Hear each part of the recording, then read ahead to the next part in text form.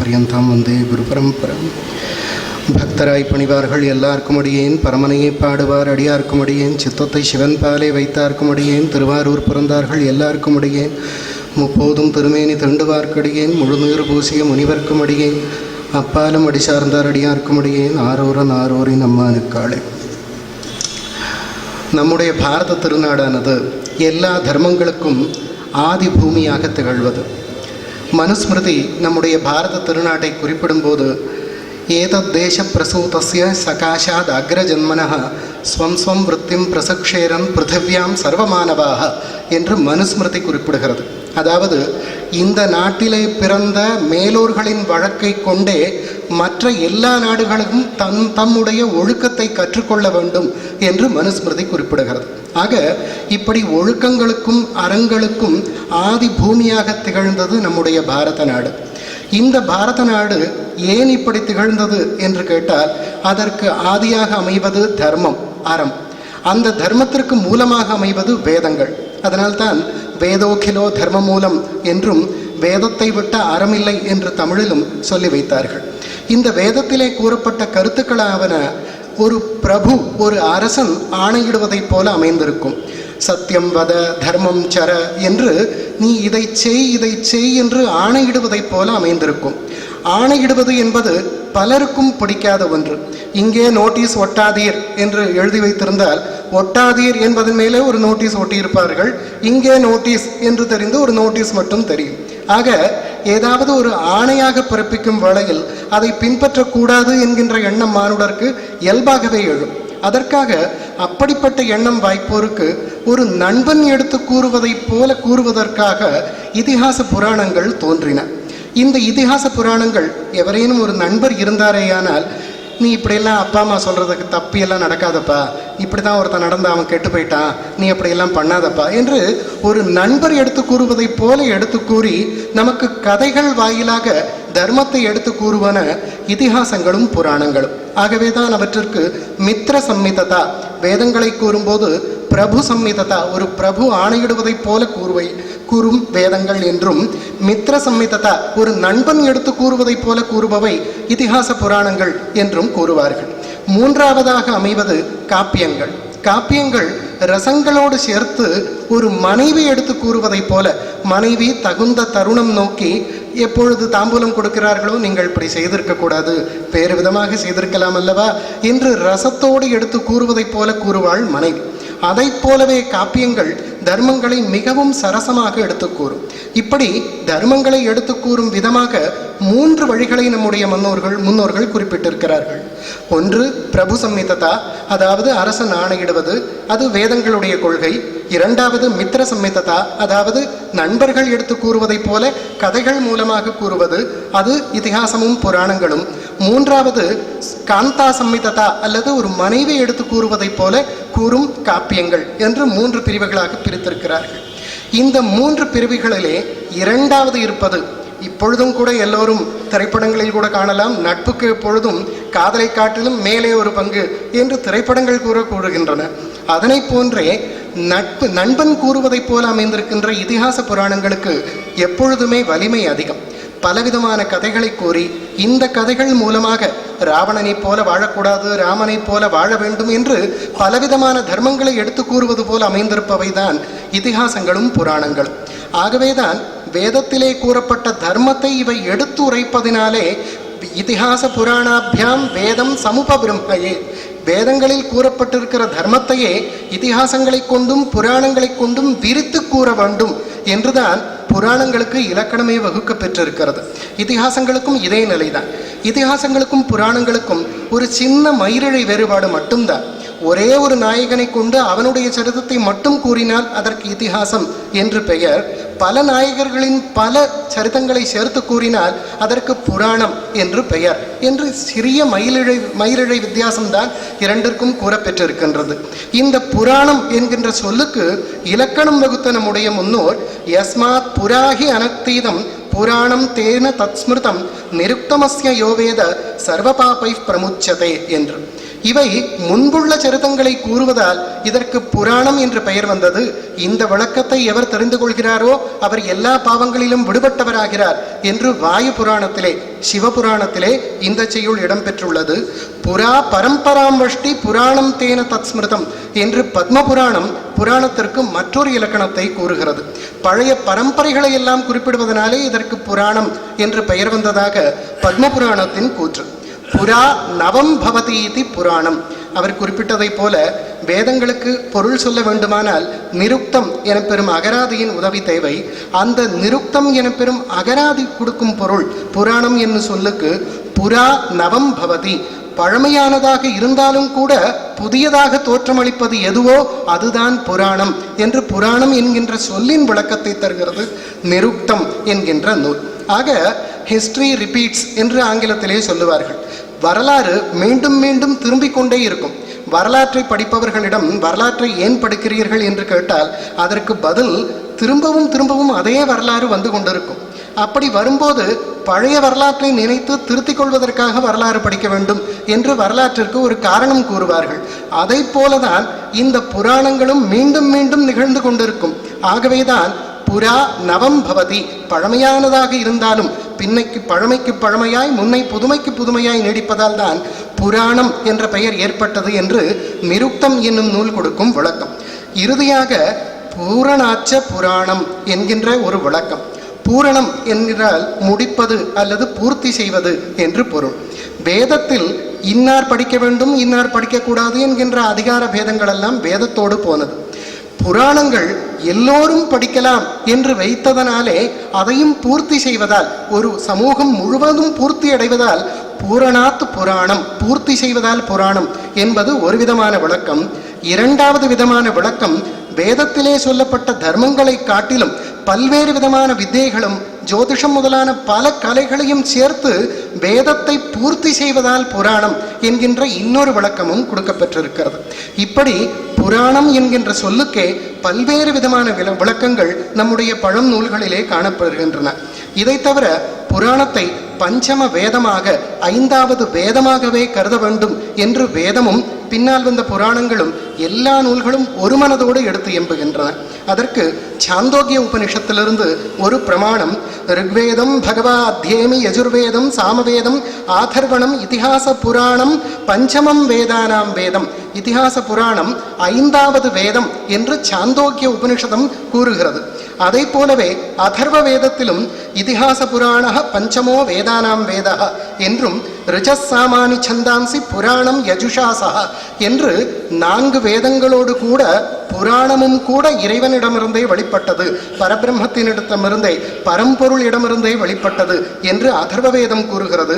பாகவத புராணத்திலும் இதிகாச புராணானி பஞ்சமம் வேதம் ஈஸ்வரஹ சர்வேபிய ஏவ வக்திரேபிய சஸ்ருஜே சர்வதர்ஷனஹ என்று தன்னுடைய எல்லா முகங்களிலிருந்தும் 4 வேதங்களை உருவாக்கி அதே முகத்திலிருந்து புராணங்களையும் உருவாக்கினார் என்று பாகவத புராணமும் கூறுகிறது. ஆக வேதத்திற்கு என்ன நிலைமை கொடுக்கப்பட்டிருக்கிறதோ, என்ன நிலையான அந்தஸ்து கொடுக்கப்பட்டிருக்கிறதோ அதற்கு இணையான ஒரு அந்தஸ்து புராணங்களுக்கும் கொடுக்கப்பட்டிருக்கிறது. இந்த புராணங்கள் 5வது வேதமாகவே அமைகின்றன என்று நம்முடைய வேதங்களும் பின் வந்த புராண நூல்கள் அனைத்துமே எடுத்து கூறுகின்றன. இதனைப் போலவே புராணத்தின் பெருமையை புராணங்களை எடுத்து எம்புகின்றன. ஸ்ருணுவத்ச பிரபக்ஷ்யாமி புராணானாம் சமுச்சயம் யஸ்மின் ஞாத்தே பவேத்ஞாம் வாங்மயம் சச்சராச்சரம் என்று நாரத புராணம், நான் புராணங்களை கூற துவங்குகின்றேன், எதனை அறிந்தால் எல்லாவற்றையும் அறிந்ததாகுமோ அப்பேற்பட்டது இந்த புராணங்கள் என்று புராணங்களை பற்றி நாரத புராணத்திலே நாரதரே குறிப்பிடுகிறார். புராணங்களை அறிந்த மாத்திரத்திலேயே வேத சாஸ்திரங்கள் அனைத்தையும் அறிந்த பலன் கிடைக்கும், அதற்கு இணையானது இது என்று நாரத புராணம் கூறுகிறது. அதர்வ வேதத்திலும் ஏன ஆசீத் பூமி பூர்வா யாமத்தா தய இத்விதுஹு யாவை தாம் வித்யான் நாம தா சாமன்யேத புராணவித் என்று பூமி இதற்கு முன்னர் இருந்த நிலைமையில் எப்படி இருந்ததோ அவற்றையெல்லாம் புராணங்கள் அறிந்தவர்கள் மட்டுமே அறிவார்கள்.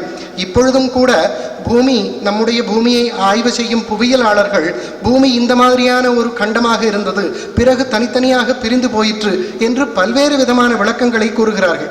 நம்முடைய பழம்புராணங்களை பார்த்தால் அதில் கூறப்பெற்றிருக்கின்ற 9 தீபங்கள், அதில் கூறப்பெற்றிருக்கின்ற வருஷங்கள், இவற்றையெல்லாம் எடுத்து பார்த்தோமானால் இவர்கள் 1 கோடி வருஷங்களுக்கு முன்னால் பூமியின் நிலைமை இப்படி இருந்தது என்று வரையறுக்கும் அதே நிலையில் அமைந்திருக்கின்றன என்பதைத்தான் அதர்வ வேதம் சுருக்கமாக குறிப்பிடுகிறது. புராணம் என்பது முன்னால் பூமி இருந்த நிலையை அறியும் ஒரு நூல் என்று சுருக்கமாக குறிப்பிடுகிறது. அதை போலவே அஷ்டாதச புராணானி கிருத்வா சத்யவதி சுதா பశ్చాத் பாரதமாக்கியானம் சக்கரே தது உபபிரம்ஹிதம் என்று 18 புராணங்களையும் செய்த பின்னர் வியாசர் மகாபாரதம் என்னும் நூலை இயற்றினார். ஆக மகாபாரத காலத்திற்கும் முன்னாலேயே எல்லா புராணங்களும் எழுதப்பெற்று விட்டன என்னும் குறிப்பை இந்த மகாபாரத வாக்கியமானது நமக்கு கொடுக்கிறது. அதனை போலவே மீமாம்சதேச்ச யோ வேதான் ஷட்பிர் அங்கை சவிஸ்தரைஹி இதிஹாச புராணானி சபவேத் வேதபாரகா என்று வேதத்தின் பொருளை அறிய எவன் முற்படுகிறானோ, எல்லா சாஸ்திரங்களையும் அறிந்து கொள்ள எவன் முற்படுகிறானோ அவன் புராணங்களை அறிந்த மாத்திரத்தில்தான் வேதத்தில் கரை கண்டவனாவான், இல்லையேல் இது கூடுவதில்லை என்று நம்முடைய மத்ஸ்ய புராணமானது எடுத்து கூறுகிறது. மேலும் புராணம் சர்வசாஸ்திராணாம் பிரதமம் பிரம்மணா ஸ்மிருதம் நித்தியம் சப்தமயம் புண்ணியம் சதகோட்டி பிரவிஸ்தரம் என்று எல்லா சாஸ்திரங்களுக்கும் முன்னால் நிற்பது புராணம் மட்டுமே. அது 100 கோடி கிரந்தங்களை 100 கோடி செய்யுட்களை கொண்டது என்று மத்ஸ்ய புராணம் மீண்டும் கூறுகிறது. இப்பொழுது நமக்கு கிடைக்கும் புராணங்களில் எல்லா புராணங்களையும் சேர்த்து தொகுத்தாலும் 4 லட்சம் ஸ்லோகங்கள் தான் கிடைத்துள்ளன என்பது தகவல். வேதார்த்தாத் அதிகம் மன்யே புராணார்த்தம் வரானனே வேதா பிரதிஷ்டிதா சமயக் புராணே நாத்திர சம்சய என்று நாரத புராணத்தில் சிவபெருமான் கூறுகிறார். வேத அர்த்தத்தை காட்டிலும் புராணங்களின் அர்த்தத்தை நான் மிகவும் பெரிதாக மதிக்கின்றேன். ஏனென்றால் புராணங்களில் கரை கண்டவன்தான் வேதத்தையும் உணர முடியும், இதில் எந்த விதமான ஐயமும் இல்லை என்று நாரத புராணத்திலே பரமேஸ்வரனே சிவபெருமானே தானாகவே கூறுகிறார். இதனைப் போலவே நாரதிய புராணத்தில் ஸ்ருதி ஸ்மிருதி உபே நேத்ரே புராணம் ஹிருதயம் ஸ்மிருதம் என்று வேதமும் ஸ்மிருதியும் 2 கண்களை போன்றவை, ஆனால் புராணம் இதயமாகவே அமைந்திருக்கிறது. ஒரு கண் போனால் மறுகண் அல்லது 2 கண்களும் போனாலும் கூட ஒரு குருடன் என்ற அளவிலே வாழ்வாவது தொடரும், ஆனால் இதயம் போனால் வாழ்வே தொடராது. அப்படி இதய நிலையாக அமைவது புராணங்கள் தான் என்று நாரத புராணத்திலே பகவான் கூறுகிறார். அதனை போலவே புராண பூர்ணச்சந்திரேன ஸ்ருதி ஜோத்ஸ்னாக பிரகாசிதாக என்று மகாபாரதம் ஸ்ருதி வேதம் என்கின்ற அதனுடைய சந்திர கலைகள் பிரகாசிப்பது, அது தன்னுடைய ஒளியை பெறுவது புராணங்களால் தான் என்று புராணங்களின் பெருமைகளை குறிப்பிட்டுள்ளனர். இப்படி புராணங்கள் வேதத்தை காட்டிலும் உயர்வான நிலை, வேதத்திற்கு சமமான 5வது வேதம் என்கின்ற பல்வேறு நிலைகளை பெற்று திகழ்கிறது. இந்த புராணம் எப்படி அமையும்? புராணத்தின் இலக்கணத்தை வகுத்த நம்முடைய முன்னோர் சர்கஸ்ச பிரதிசர்கஸ்ச வம்சோ மன்வந்தராணிச்ச வம்சானுச்சரித்தம் சேதி புராணம் பஞ்சலக்ஷணம் என்று 5 இலக்கணங்களை கொண்டதுதான் ஒரு புராணம் என்று வகுத்தனர். சர்க்கம், இந்த உலகம் எப்படி உருவானது, இதில் பரம்பரைகள் எல்லாம் எவ்விதம் தோன்றின, உயிர்கள் எவ்விதம் தோன்றின என்ற சிருஷ்டியை கூறுவது சர்க்கம். பிரதிசர்க்கம் என்பது பிரளயத்தை பற்றி கூறுவது. உலகமெல்லாம் எப்படி அழியும், அது ஒவ்வொரு தினமும் எப்படி அழியும், எப்படி திடீரென்று உலகம் முழுமையாக அழியும் என்ற உலக அழிவை பற்றி புராணங்கள் கூற வேண்டும். அதை போலவே வம்சங்கள், சூரிய வம்சம், சந்திர வம்சம், அக்னி வம்சம் என்கின்ற பல்வேறு பரம்பரைகளை பற்றியும் கூற வேண்டும். மன்வந்தரம் என்கின்ற கால கணக்குகள், ஒரு பிரம்மாவின் ஆயுளில் 14 மனுக்கள் தோன்றுவார்கள், இந்த 14 மனுக்களின் காலத்தில் இத்தனை சதுரயுகங்கள் உண்டாகும் என்று கால கணக்குகளை விவரித்து கூற வேண்டும். வம்சானுச்சரித்தம் என்று கூறப்படுகின்ற வம்சங்களை ஒட்டி அமைகின்ற மற்ற சரிதங்கள், இப்படி 5 விதமான பொருட்களும் எந்த நூலில் அமைகின்றனவோ அவைதான் புராணம் என்று புராணத்திற்கு பஞ்சலக்ஷணம் 5 இலக்கணங்களை உடையது புராணம் என்று புராணங்களுக்கு விளக்கம் கூறுவர். 10 இலக்கணங்களை உடையது புராணம் என்று பாகவத புராணத்திலே ஒரு இலக்கணமும் வரையறுக்கப்பட்டிருக்கிறது. இதனைப் போலவே பலவிதமான விளக்கங்கள் புராணங்களில் காணப்பெறுகின்றன. இந்த புராணங்கள் எப்படி வகுக்கப்பெற்றிருக்கின்றன என்று கேட்டால், காலேன அக்ரஹணம் திருஷ்டுவா புராணஸ்ய ததோ நிருப வியாசரூபம் விபும் கிருத்வா பூலோகேஸ்மின் பிரபாஷத்தை என்று ஸ்காந்த புராணம் குறிப்பிடுகிறது. அதாவது முன்பு வேதங்களைப் போலவே புராணமும் ஒன்றே ஒன்றாகத்தான் இருந்தது. சின்னாள் பல்புனியாக மக்கள் இருப்பதை பார்த்துத்தான் புராணங்களையும் வியாச பகவான் இப்படி 18ஆக பிரித்து கொடுத்தார். ஒரே புராணத்தை தான், ஒரே புராணம் கூற வரும் செய்தியைத்தான் 18ஆக பிரித்து கொடுத்தார் என்று ஸ்காந்த புராணம் குறிப்பிடுகிறது. இந்த புராணங்களின் பெயர்களை குறிப்பிடும்போது முதல் எழுத்துக்களை எல்லாம் எடுத்து சுருக்கி ஒரே ஸ்லோகமாக மத்வயம் பத்வயம் செய்வ பிரத்ரயம் வ சதுஷ்டயம் அனாபலிங்க கூஸ்கானி புராணானி பிரச்சக்ஷதே என்று ஒரே ஸ்லோகத்தில் 18 புராணங்களின் பெயர்களையும் சுருக்கி குறிப்பிடுவார்கள். மத்வயம் மகாரத்தில் துவங்குவது துவயம் 2, மத்ஸ்ய புராணம் மார்க்கண்டேய புராணம். பத்வயம் பா என்னும் எழுத்தில் துவங்குவது 2, பாகவத புராணம் பவிஷ்ய புராணம். பிரத்ரயம் பிரா என்னும் எழுத்தில் துவங்குவது 3, பிரம்ம புராணம் பிரம்மாண்ட புராணம் பிரம்ம வைவர்த்த புராணம் என்று. வ சதுஷ்டயம் வகாரத்தில் துவங்கும் புராணங்கள் 4, வராக புராணம் வாயு புராணம் வாமன புராணம் விஷ்ணு புராணம் என்று. அதை போலவே அனாபலிங்க கூஸ்கானி ஆ அக்னி புராணம், நா நாரத புராணம், ப பத்ம புராணம், லிங்க புராணம், கூர்ம புராணம், ஸ்கந்த புராணம் என்று 18 புராணங்களையும் பெயர்களையும் சுருக்கி முதல் எழுத்துக்களை எடுத்து சுருக்கி இப்படி 18 புராணங்கள் அமைந்திருக்கின்றன என்று கூறுவர். இந்த புராணங்களில் பாடப்பெறும் தெய்வத்தை பொறுத்து இந்த புராணங்கள் 3 விதமாக பிரிக்கப்பெற்றுள்ளன. சாத்விக புராணங்கள், ராஜச புராணங்கள், தாமச புராணங்கள் என்று 3 விதமாக பிரிக்கப்பெற்றுள்ளன. அப்படி பிரித்ததற்கு காரணம் சாத்விகேஷு புராணேஷு மாஹாத்மியம் அதிகம் ஹரே, எங்கே ஹரியினுடைய திருமாலினுடைய பெருமை அதிகமாக கூறப்பெற்றிருக்கிறதோ அது சாத்விக புராணம் என்று கூறப்படுகிறது. ராஜசேஷ மகாத்மியம் அதிகம் பிரம்மணோ விது, ராஜச புராணத்தில் பிரம்மனின் நான்முகனின் பெருமை அதிகமாக கூறப்பெற்றிருக்கும். தத்வது அக்னேஷ்ச மகாத்மியம் தாமசேஷு சிவஸ்யச்ச, அக்னிஸ்வரூபமான சிவனுடைய மகாத்மியம் எதில் அதிகமாக கூறப்பெற்றிருக்கிறதோ அது தாமச புராணங்கள் என்று கூறப்பெறும் என்று இந்த விதமாகவும் வேறு விதமாகவும் தேவியின் பெருமை அன்னையின் பெருமை எதில் கூறப்பெற்றிருக்கிறதோ அது ராஜச புராணம் என்று பல்வேறு விதமான விளக்கங்களும் புராணங்களில் காணப்பெறுகின்றன. அதை போலவே அஷ்டாதச புராணேஷு தசபிர் கீயதே சிவ, இந்த 18 புராணங்களிலே 10 புராணங்கள் சிவனை பாடுகின்றன. சதுர்பிகி பகவான் பிரம்மா, 4 புராணங்கள் நான்முகனை பாடுகின்றன. துவாபியாம் தேவி, 2 புராணங்கள் அன்னையை பாடுகின்றன. ததா ஹரிஹி, 2 புராணங்கள் திருமாலை பாடுகின்றன என்று ஸ்கந்த புராணம் குறிப்பிடுகிறது. இதனை போக 6 புராணங்கள் திருமாலையும் பிரம்மனையும் சிவபெருமானையும் குறிப்பிடுவதாகவும் பத்ம புராணம் குறிப்பிடுகிறது. மத்ஸ்ய புராணம், கூர்ம புராணம், லிங்க புராணம், சிவபுராணம், ஸ்கந்த புராணம், அக்னி புராணம் என்கின்ற 6 புராணங்கள் சிவனின் பெருமையை கூறுவன. இவற்றிற்கு தாமச புராணங்கள் என்று பெயர். இதனை போலவே விஷ்ணு புராணம், நாரத புராணம், பாகவத புராணம், கருட புராணம், பத்ம புராணம், வராக புராணம் என்கின்ற 6 புராணங்கள் திருமாலின் பெருமையை கூறுவன. இவற்றிற்கு சாத்விக புராணங்கள் என்று பெயர். இதனை போலவே பிரம்மாண்ட புராணம், பிரம்ம வைவர்த்தம், மார்க்கண்டேய புராணம், பவிஷ்ய புராணம், வாமன புராணம், பிராம புராணம் என்கின்ற 6 புராணங்கள் பிரம்மன் அல்லது மற்றைய தெய்வங்களை பற்றி கூறுபவன. இவற்றிற்கு ராஜச புராணங்கள் என்று பெயர் என்று 18 புராணங்களையும் 6 என்கின்ற அளவிலே 3ஆக சாத்விக புராணங்கள், ராஜச புராணங்கள், தாமச புராணங்கள் என்று 3ஆக பிரித்து வைத்திருக்கின்றன. இப்படி 18 புராணங்களிலுமே பலவிதமான விஷயங்கள், பலவிதமான செய்திகள் இடம்பெற்றுள்ளன. அவற்றுள் பிரம்ம புராணத்தில் இதற்கு ஆதி பிரம்மம் என்றும் பெயர் உண்டு. இதில் 14,000 ஸ்லோகங்கள். புராணங்களில் உள்ள செய்யுட்களின் எண்ணிக்கை எடுத்து பார்த்தோமானால் மிக அதிக எண்ணிக்கையுடைய புராணம் ஸ்காந்த புராணம். அதிலே 81,000 ஸ்லோகங்கள் அமைந்திருக்கின்றன. மிக சிறிய அளவிலே அமைந்திருக்கிற புராணம் மார்க்கண்டேய புராணம். அதில் 9,000 ஸ்லோகங்கள் அமைந்திருக்கின்றன. 9 அதோடு 9 மடங்கோடு 81,000 ஸ்லோகங்கள் என்று மார்க்கண்டேய புராணத்திலிருந்து ஆரம்பித்து ஸ்காந்த புராணம் வரையிலே 9 மடங்குகளிலே பல வகையான புராணங்களும் அமைந்திருக்கின்றன. அந்த வகையில் பிரம்ம புராணத்திலே 14,000 ஸ்லோகங்கள் இடம்பெற்றுள்ளன. இந்த புராணத்தில் உலகத்தின் சிருஷ்டியை பற்றி கூறி அதன் பிறகு சூரிய வம்சத்தையும் சந்திர வம்சத்தையும் விளக்கி, பார்வதி அன்னை தோன்றிய விதமும் அவள் தவம் செய்த விதத்தையும் விளக்கி, மார்க்கண்டேயரின் சரிதத்தையும் விளக்கி, கௌதமி என்று வழங்கப்படுகின்ற கிருஷ்ணா நதி, ஆந்திரத்தில் செல்கின்ற கிருஷ்ணா நதி, அதன் கரையில் அமைந்துள்ள பல்வேறு விதமான சிவக்ஷேத்திரங்கள் எல்லாவற்றின் பெருமையும் விளக்கி, மரணத்திற்கு பிறகு மனிதன் எங்கெல்லாம் செல்வான், அவனுக்கு எப்படிப்பட்ட நிலை நேரும் என்பதை விளக்கி,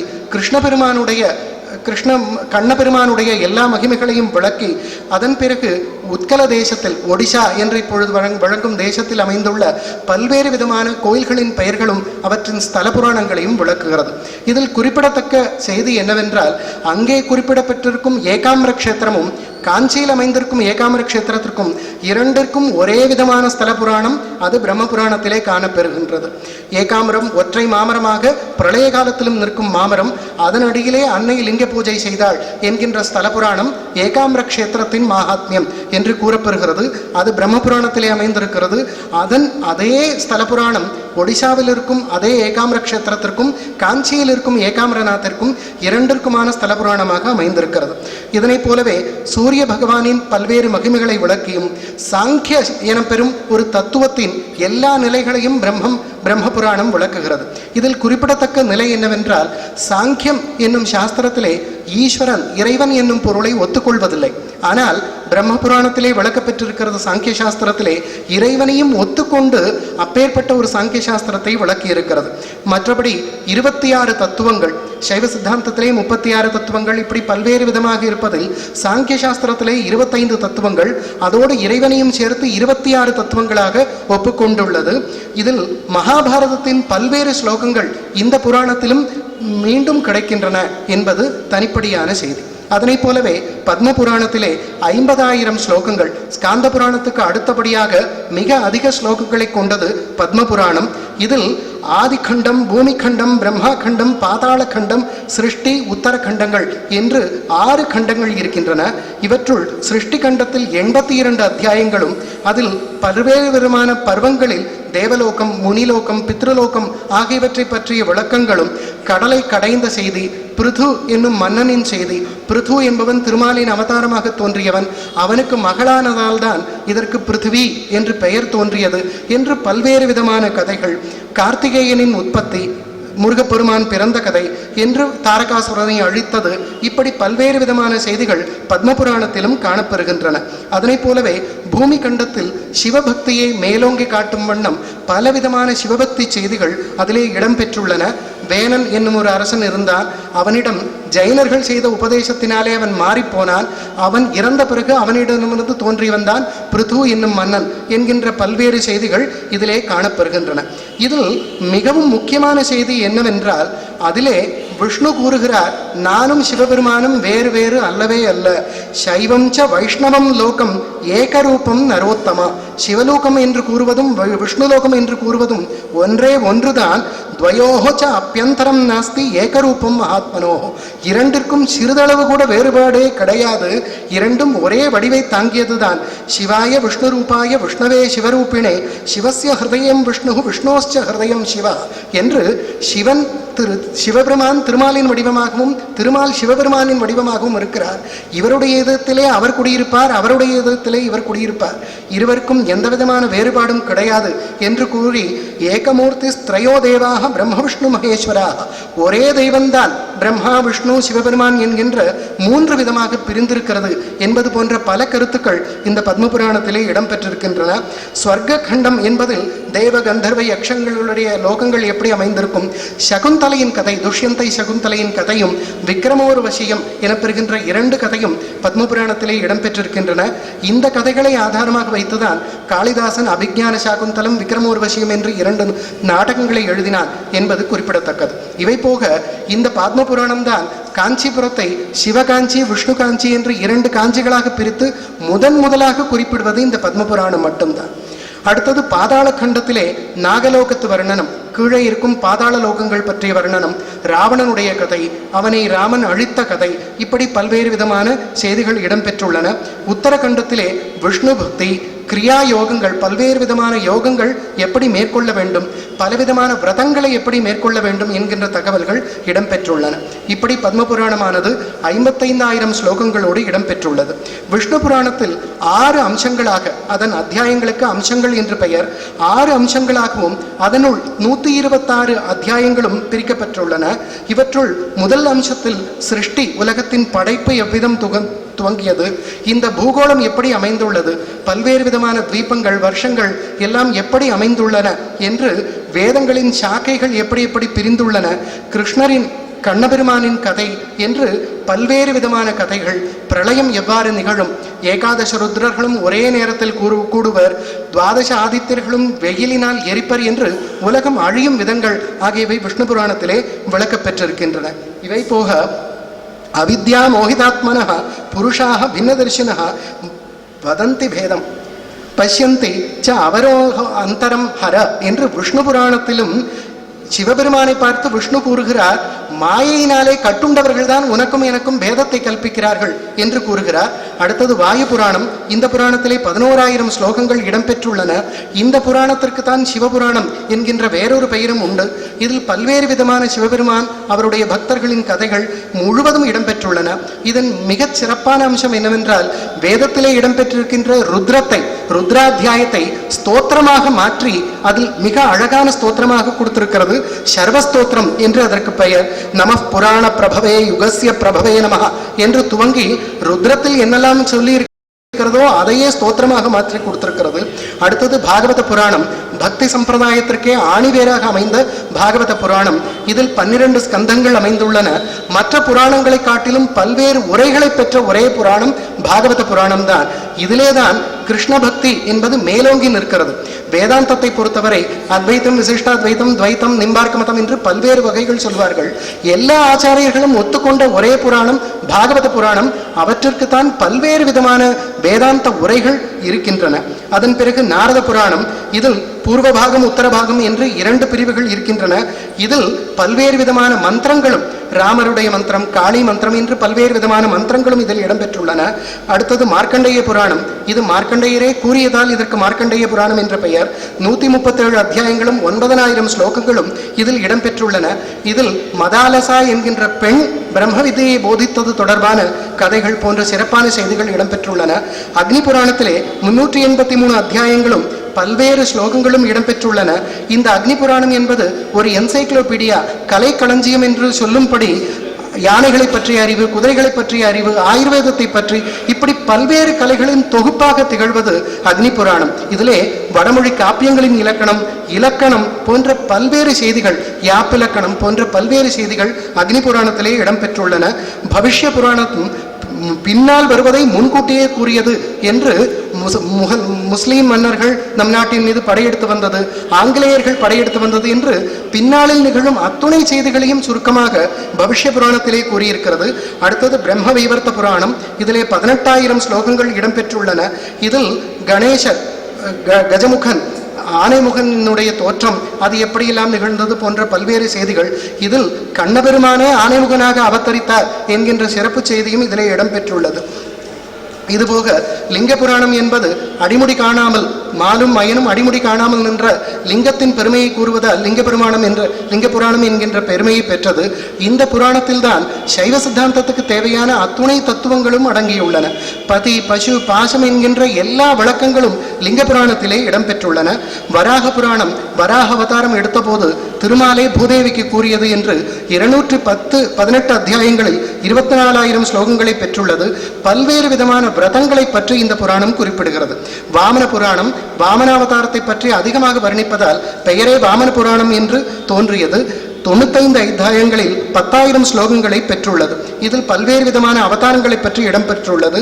கூர்ம புராணத்தில் பல்வேறு விதமான சம்ஹிதைகள், பல்வேறு விதமான செய்திகள், சிவபக்தியை முன்னிறுத்துவது போல பல்வேறு விதமான செய்திகள் கூர்ம புராணத்தில் இடம்பெற்றுள்ளன. அதிவீரராம பாண்டியர் கூர்ம புராணத்தை தமிழிலே மொழிபெயர்த்தார், செவைச்சூடுவார் பாகவதத்தை மொழிபெயர்த்தார் என்பதும் குறிப்பிடத்தக்கது. மத்ஸ்ய புராணத்திலே 291 அத்தியாயங்களும் 15,000 ஸ்லோகங்களும் இடம்பெற்றுள்ளன.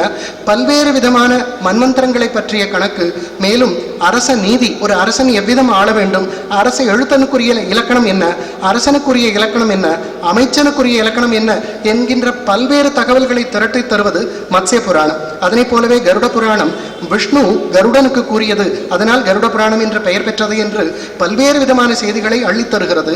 சாமுத்ரிகா லட்சணம், பாம்பு கடித்தால் ஜெபிக்க வேண்டிய மந்திரம் முதற்கொண்டு நவரத்னங்களின் பரீட்சை, இப்படி பல்வேறு விதமான செய்திகளை தருவது கருட புராணம். அடுத்தது பிரம்மாண்ட புராணம். அது பெயருக்கு தக்கவாறே பிரம்மாண்டத்தின் வர்ணனை, இந்த உலகம் எப்படிப்பட்டது, மேலே இருக்கும் கோள்கள் எப்படிப்பட்டன என்கின்ற பல்வேறு செய்திகளை நமக்கு தருகிறது. அடுத்தது ஸ்காந்த புராணம்.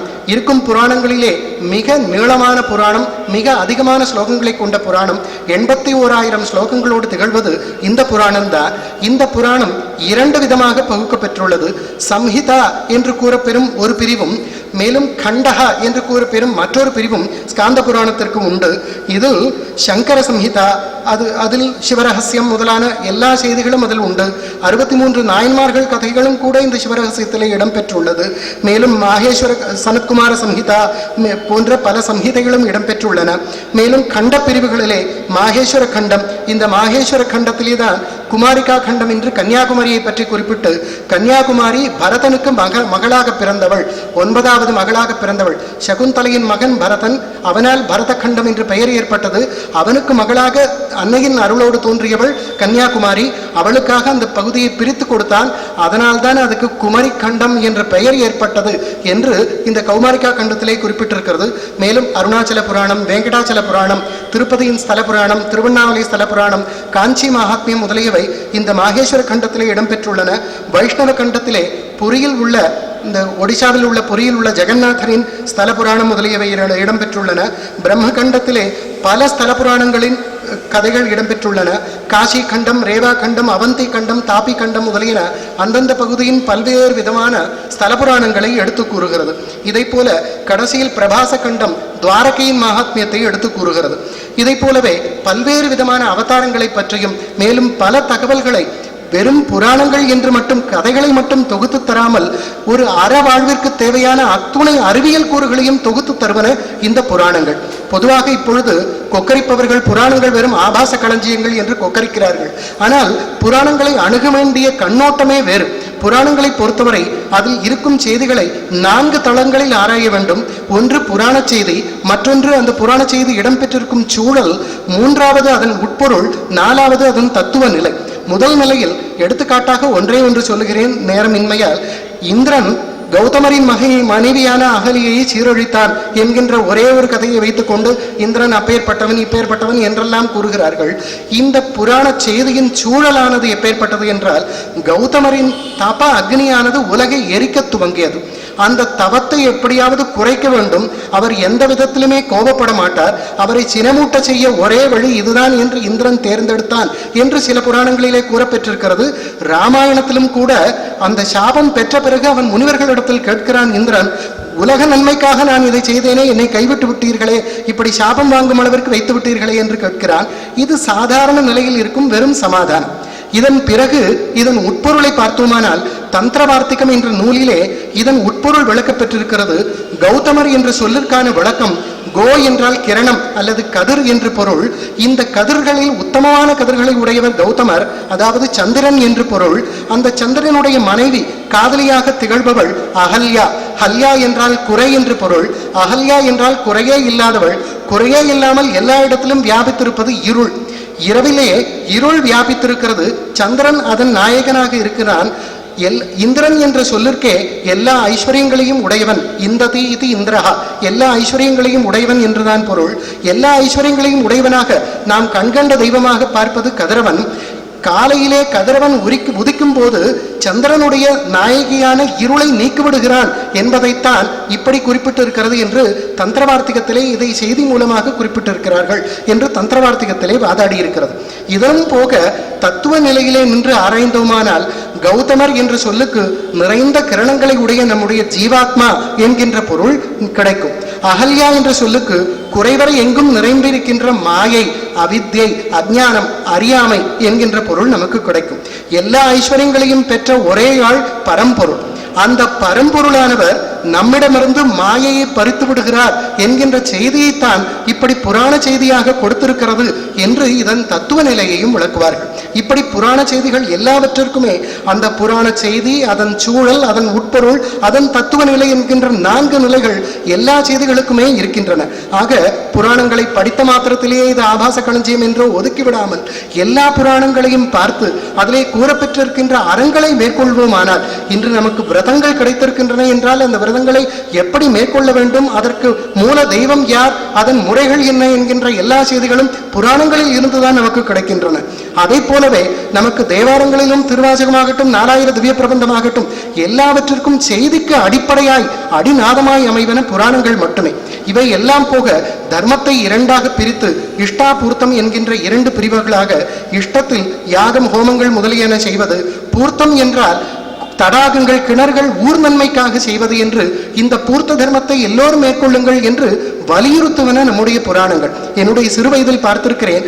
சிறுவயதில் என்னுடைய கிராமத்திலே குடியானவர்கள் கூட ஒருபடி மண்ணையாவது ஊர்குளத்திலிருந்து எடுத்து போடுவது என்று வருடத்திற்கு ஒரு முறை வைத்திருந்தார்கள். அது பூர்த்த தர்மம். அதனால் விளையக்கூடிய பெரும் தர்மம் நமக்கு கிடைக்கும். அந்த எண்ணங்கள் எல்லாம் அடிபட்டு போனதால் தான் இந்த புராணங்கள் எல்லாரும் கட்டுக்கதைகள் புரளி என்று எண்ணம் தோன்றியதால் அந்த தர்மத்தின் மீதான நம்பிக்கை விட்டு போயிற்று. அந்த தர்மம் விட்டு போனதால் இத்துணை கஷ்டங்களையும் நாம் அனுபவித்துக் கொண்டிருக்கிறோம். இன்று ஏரிகளையும் குளங்களையும் கூட ஆக்கிரமிக்கும் நிலைமை ஏற்பட்டதற்கு காரணம் தர்மத்தின் மீதான நம்பிக்கை நமக்கு போனதுதான். அந்த தர்மத்தின் நம்பிக்கையை மீட்டமைப்பதற்கு புராணங்களை படிப்பது ஒன்றே சரியான வழியாக அமைக்கும் என்று கூறி இறுதியாக அஷ்டாதச புராணேஷு வியாசஸ்ய வச்சனத்வயம் பரோபகார புண்ணியாய பாபாய பரப்பீடனம் என்று 18 புராணங்களிலும் வியாசர் கூற விளைந்த கருத்து 2 தான். என்னவென்று கேட்டால், அடுத்தவனுக்கு உதவி செய்தால் அது புண்ணியம், அடுத்தவனுக்கு தீங்கு செய்தால் அது பாவம் என்கின்ற 2 கருத்துக்களை வலியுறுத்துவதற்காகவே வேதவியாசர் 18 புராணங்களை இயற்றினார் என்கின்ற இறுதி கருத்தையும் கூறி தம்பிரான் சுவாமிகள் அவர்களுக்கும் புலவர் பெருமான் அவர்களுக்கும் மற்றும் அவையில் உள்ள அனைவருக்கும் ராணி மாட்சிமை தங்கிய ராணி அவர்களுக்கும் நன்றி கோரி விடைபெறுகிறேன். நன்றி.